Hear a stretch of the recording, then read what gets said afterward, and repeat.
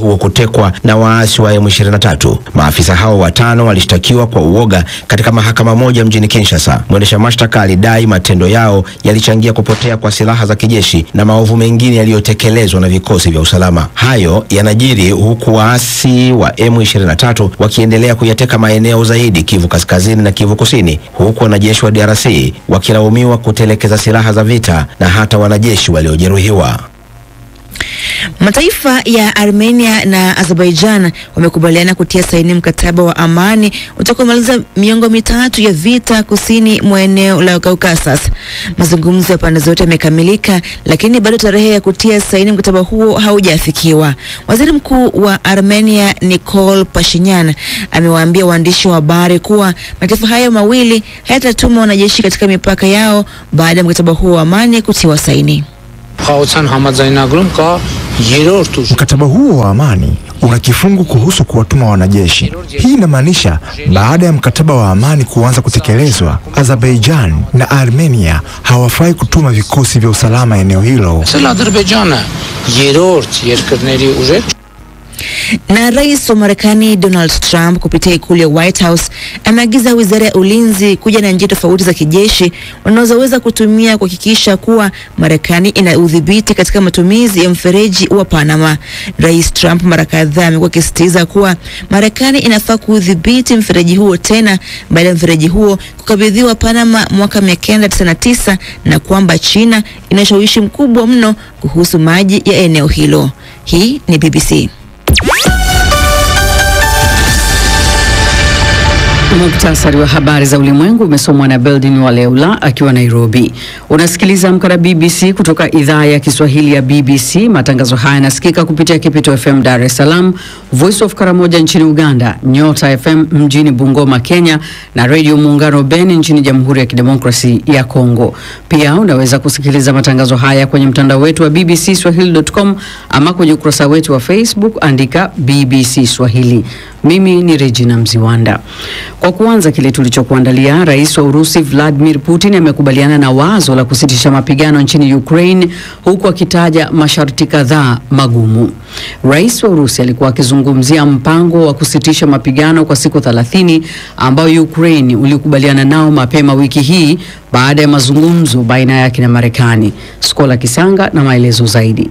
Rais wa Marekani Donald Trump amekaribisha kile alichokiita kauli ya kutia matumaini kutoka kwa Vladimir Putin juu ya uwezekano wa usitishaji mapigano na Ukraine. Japo anasema bado msimamo wa kiongozi huyo haujakamilika. Akizungumza mjini Moscow, Rais wa Urusi amesema anaunga mkono wazo la kusitisha mapigano kwa muda, lakini ameelezea maswali kadhaa ambayo anataka kuyajadili na Marekani. Hawa ni baadhi ya raia wa Ukraine wakitoa maoni yao baada ya kauli ya Rais Vladimir Putin.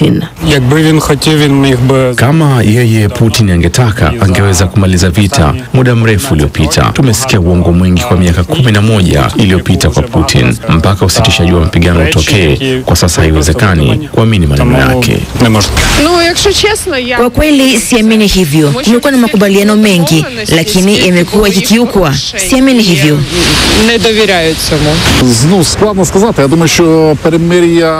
Ni vigumu kusema, lakini usitishaji mapigano utakuwa mzuri kwa hali yoyote.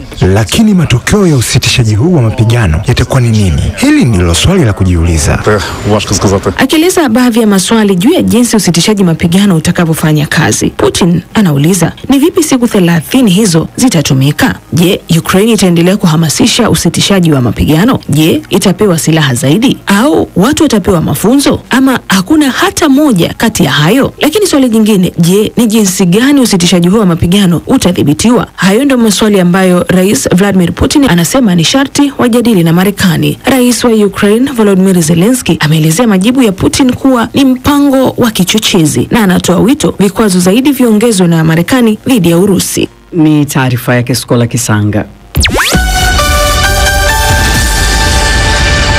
Serikali ya Angola inadaiwa kuwazuia kuingia nchini humo viongozi mbalimbali wa vyama vya siasa za upinzani barani Afrika ambao waliwasili nchini humo kushiriki mazungumzo ya Jukwaa la Demokrasia Afrika yaliyopangwa kuanza jana Machi 13 hadi 16, na baadhi ya viongozi hao tayari wamerejea makwao. Taarifa iliyotolewa na chama cha ACT Wazalendo cha Tanzania ambacho msafara wa viongozi wake akiwemo makamu wa kwanza wa rais wa Zanzibar Othman Masoud Othman pia ulizuiliwa huko Angola. Imesema viongozi wengine zaidi ya 40 kutoka nchi mbalimbali za Afrika walizuiliwa pia.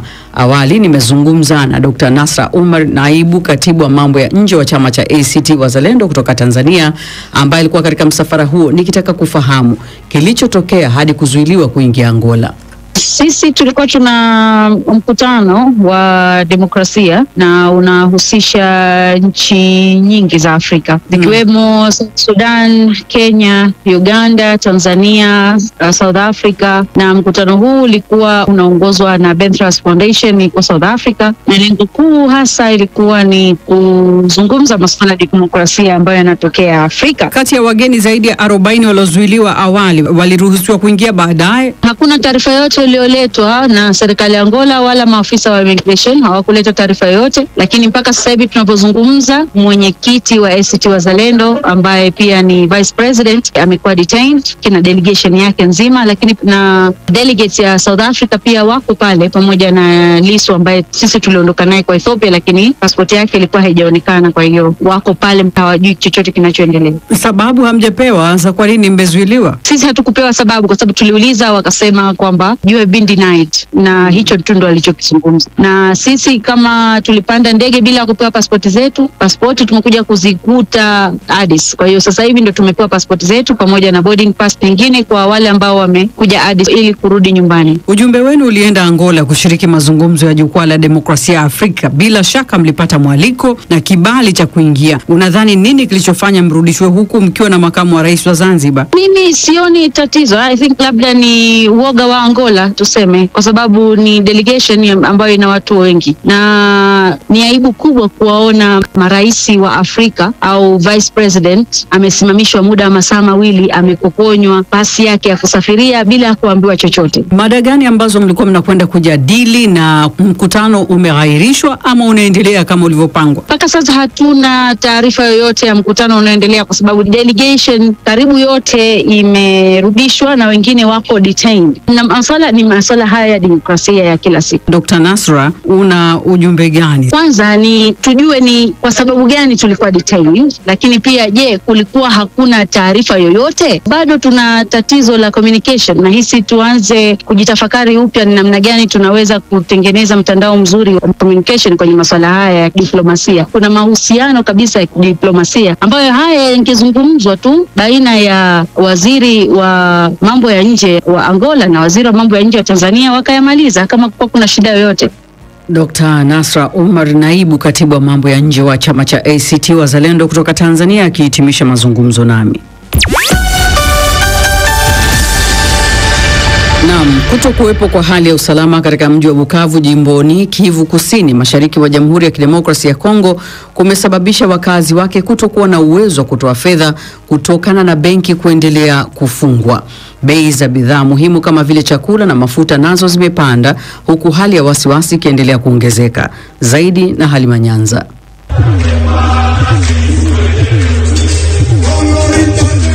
Mwishoni mwa mwezi uliopita, waasi wa M23 wanaoungwa mkono na Rwanda walifanya mkutano mjini Bukavu. Kulikuwa na muziki na watu pia walikuwa kiimba na kucheza. Lakini saa chache baadaye watu wanakimbia kuokoa maisha yao baada ya sauti za milipuko kusikika. Mkutano huo unaashiria maisha ya Bukavu tangu waasi wa M23 walipoudhibiti mji huo. Mabadiliko ya utawala yameleta hofu na pia kutokuwa na usalama. Mazingira hapa kwetu Bukavu yapo katika hali ya heka, maana yake ni uoga sana. Hali hii imesababisha usambazaji wa mahitaji mbalimbali ikiwemo chakula kuwa wa mashaka. Baadhi ya masoko yamefungwa. Wakazi wa mji huo wanasema pia bei za bidhaa muhimu zimepanda kama vile chakula na mafuta. Shirika la mpango wa chakula duniani WFP limesema bidhaa kama unga wa mahindi zimepanda kwa 70% katika baadhi ya maeneo. Licha ya ahadi zinazotolewa na waasi wa M23 kwamba maisha yatarudi katika hali yake ya kawaida, kundi hilo lina uzoefu mdogo katika kuongoza miji mikubwa. Wakazi wa mji huo Bukavu wanasema uchumi unashuka na huduma za kijamii bado zinasuasua kurudi katika hali yake ya kawaida. Licha ya shule kufunguliwa tena hivi karibuni, mama huyu anasema madarasa ni matupu, hakuna anayehudhuria masomo. Wazazi wengi wanagoma kurudisha watoto wao shule kutokana na sababu za kiusalama. Tumepata ujumbe na picha za video kutoka kwa wazazi wanaoishi mji wa Goma ambao walipeleka watoto wao shule. Baadhi yao walitekwa na kuuawa huku wengine wakiandikishwa jeshini. Hata hivyo, BBC haikuweza kuthibitisha madai hayo ya waasi kuteka na kuandikisha watoto kuua wapiganaji. Lakini katika mtandao wa kijamii wa X, waasi hawa M23 waliandika kuwa mji wa Bukavu wote uko salama. Naam, shukrani Halima Nyanza, na tuelekee viwanjani kwake Omari Mkambara. Naam, karibu.